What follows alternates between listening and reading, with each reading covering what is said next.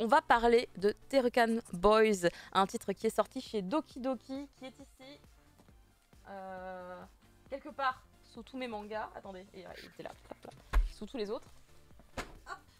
Terukan Boys, qui est un très très bon titre. Je le sentais, j'étais à Doki Doki pour la présentation de leurs titres à venir cet été. Enfin, cet été, j'y étais pour les titres à venir sur les saisons un peu plus tard. Et ils avaient parlé de Terukan Boys à ce moment-là. Et je le sentais au design que ça allait me plaire. J'aimais bien le pitch également. Je me disais que ça avait l'air cool. Et puis le trait, le graphisme qui n'est pas sans rappeler évidemment celui d'Urasawa, le grand maître du manga. Eh bien écoutez, ce n'est pas anodin. Tout simplement, il se trouve que Nakahara Yu, l'artiste, a été assistant de Urasawa, donc fatalement, quelque part, il y a une petite vibe très prononcée, on va pas se mentir. J'ai cru que c'était son enfant. J'ai cru que c'était son enfant qui avait fait ça. Mais non, et ce n'est pas non plus lui pardon, sous un autre nom, c'est vraiment quelqu'un d'autre.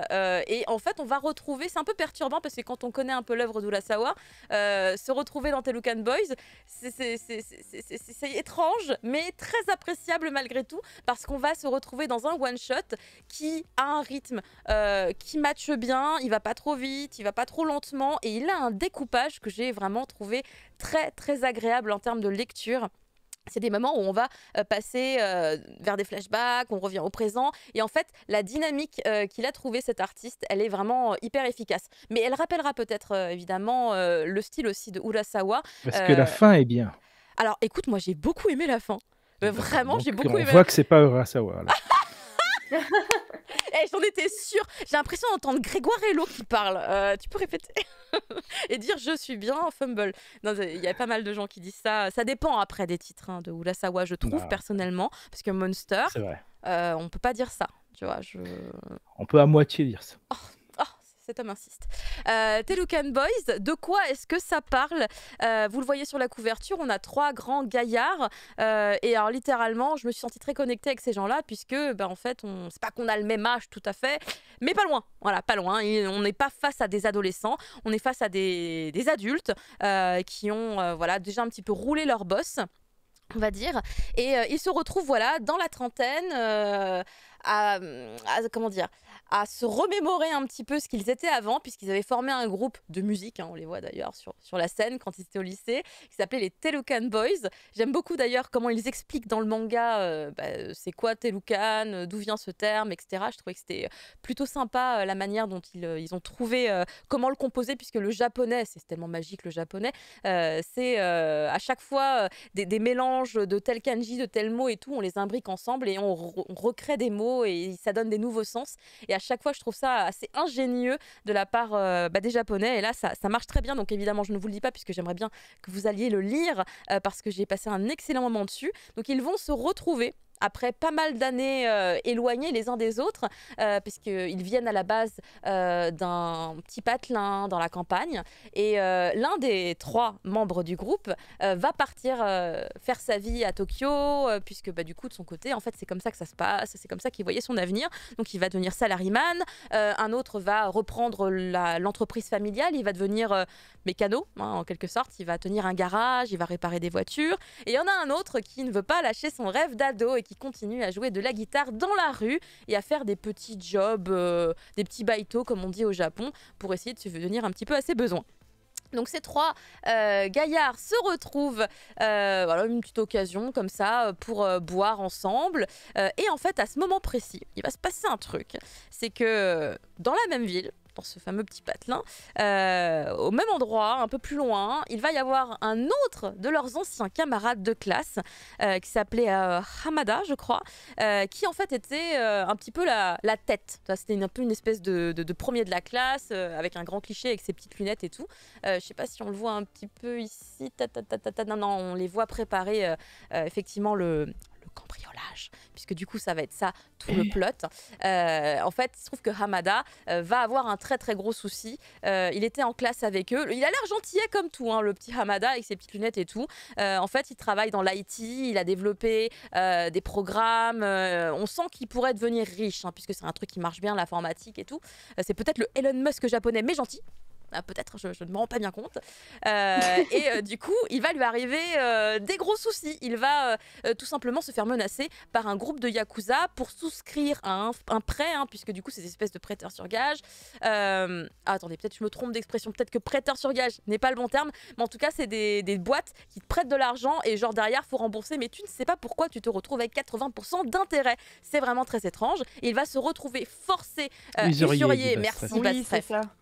Merci comme les beaucoup. oreillers de l'ombre. Exactement, comme Ushijima. Ushijima. On pense tous à Ushijima, bien évidemment. C'est un peu le même truc, mais ça se passe quand même plutôt gentiment. Ils sont pas des Yakuza. Hein. Non. Mais là, c'est vraiment rattaché à un gang et tout. C'est indiqué. C'est le gang du groupe de bidule, machin. Enfin, vous verrez. C'est indiqué très clairement dans le manga. Et en fait, donc, il va se retrouver dans cette situation où il va être obligé de faire des choses qu'il n'a pas envie, de signer des papiers dont il n'a pas envie et de se retrouver acculé finalement à devoir rembourser plus d'argent qu'il n'a emprunté, qu'il voulait pas emprunter. Bref, vraiment, situation très complexe. Et c'est là que du coup, on ne sait pas par quel moyen, il va se rappeler de ses camarades de lycée et il va entrer en contact avec, on va dire, celui qui est un peu plus le héros, qui est donc celui qui est au centre, qui donc est Satoshi, je pense, si je ne me plante pas, puisque moi j'oublie toujours les prénoms. Je suis pareil. C'est mon grand problème, peu importe la langue hein, d'ailleurs, hein, j'oublie systématiquement les prénoms des personnages. Donc Satoshi qui va répondre au téléphone et là il va lui expliquer qu'il a besoin de son aide parce qu'il se retrouve dans une situation terrible et en fait le plan ça va être de réunir à nouveau les Telucan Boys pour organiser cambriolage du coup des bâtiments de ce cher Hamada parce qu'en fait il faut qu'il lui pique la thune. Pourquoi? Eh bien ça je vous laisse le découvrir dans le manga, mais c'est incroyable comment en fait le rythme de ce manga ne vous laisse pas sentir que vous avez passé 1 heure dessus. J'ai l'impression de l'avoir lu extrêmement vite, mais non, j'ai quand même bien pris le temps comme d'habitude puisque je suis très lente à lire des mangas et là pour le coup encore une fois, j'ai pris du temps, mais j'ai vraiment eu l'impression que ça avait filé à toute allure parce que le rythme est très bon. Le découpage est insane. Je vous le disais, il y a un truc trop bien au niveau de la rythmique, puisqu'en fait on va être sur des scènes qui vont connecter après avec des flashbacks et en fait on a presque l'impression qu'on est sur une partition de musique par moment parce que je vous jure quand vous lisez vous êtes dans une espèce de rythme de lecture et tac tac tac d'un seul coup on va passer sur un flashback mais qui a un rythme aussi dans sa lecture. Enfin, je sais pas comment il s'est débrouillé mais vraiment c'est hyper agréable à la lecture. C'est vraiment un petit plaisir. J'ai eu beaucoup de bonheur à le lire parce qu'en plus on va dire quelque part c'est un manga très feel good. Alors je m'y attendais pas forcément, je me disais juste que ça allait être une espèce d'aventure un peu nostalgique, ouais on se réunit et tout, ça va être aussi finalement un titre qui va remettre un petit peu en avant le fait d'avoir eu des passions quand on était jeune. Vous savez ce fameux passage de l'ado à l'âge adulte, quand on doit prendre ses responsabilités, quand on n'a pas le choix, ça va être aussi un peu une espèce de transition, mais vachement plus tard, hein. Ils sont dans la trentaine pour certains, mais certains vont commencer à prendre leurs responsabilités, ça va être un renouveau également pour certains, ça va leur donner un petit coup de frais. C'est vraiment très très positif comme titre avec une espèce de petit twist quand même qui arrive vraiment sur les dernières pages et je me suis dit on sent bien ici son assistant, c'est fabuleux. Un petit twist que peut-être certains auront facilement deviné, mais vraiment appréciable et je le recommande vraiment très très chaudement. Alors j'ai pas vérifié si j'avais plus de 2 slides, j'aurais dû regarder avant puisque comme ça j'aurais pu peut-être mieux rythmer le fait de mettre des illustrations. Non c'est bon, j'ai tout mis, on n'avait que 2 petites slides donc c'est parfait, mais vraiment un très très très bon titre, super contente. Je n'ai pas encore lu du coup la review qu'avait fait Prof Isekai sur Telucan Boys, je vais aller la lire maintenant que j'ai lu moi le tome et je vais voir du coup si on a pensé un petit peu pareil ou pas du tout. Satoshi ça lui a pas réussi d'être il met V2 Satoshi de Pokémon. Non, et pourquoi j'ai lu IMV2? Je sais systématiquement que c'est du 42e degré, mais non, j'y vais quand même. C'est terrible quand même ça. Mais vraiment, chaque personnage est très sympa, très charismatique. On a envie d'être potes avec eux tout de suite. On a envie de rentrer dans leur petit groupe. Vraiment... cambrioler des trucs. Alors bon, ça c'est le seul truc où tu dis, quand même, c'est pas très bien. Mais en fait, c'est un peu des bras cassés, tu vois. C'est des branquignoles. Ils sont là en train d'entrer, de s'infiltrer dans le bâtiment. Ils arrêtent pas de s'appeler par leur vrai prénom. Ils disent, non, on a dit que maintenant, toi, c'était Jack. Ah oui, pardon, excuse-moi, Eric, ou je sais plus, là, les prénoms qui se sont donnés, des prénoms américains. Et donc c'est assez rigolo parce qu'ils n'arrivent pas à bien faire les trucs. À chaque fois ils sont là, mais on t'avait dit tire la porte. Tu fais, mais ça a pas l'air très sérieux cette histoire. Mais voilà, je vous dis pas comment ça se passe du coup parce que vraiment découvrez-le, c'est assez fun. Et la conclusion de ce petit one shot, elle tient bien. On n'a pas l'impression, c'est ça qui me faisait peur, je vous avoue. J'avais peur que ce soit un truc rushé, qu'en fait il ait démarré sur un projet et qu'après on l'ait cuté. Mais en fait, ça va plutôt bien. Je trouve qu'il n'y a pas de moment où d'un seul coup on se dit oh là là, qu'est-ce qui s'est passé, là ça n'a pas de sens, il nous faisait teaser des trucs et tout, et d'un seul coup, tac, 3 pages après c'est fini. Non, pas du tout. En tout cas, dans mon ressenti, c'était pas du tout comme ça que ça s'est passé. Donc vraiment. Petit plaisir à la lecture, 30 millions d'yens, ça fait rêver aussi, mine de rien.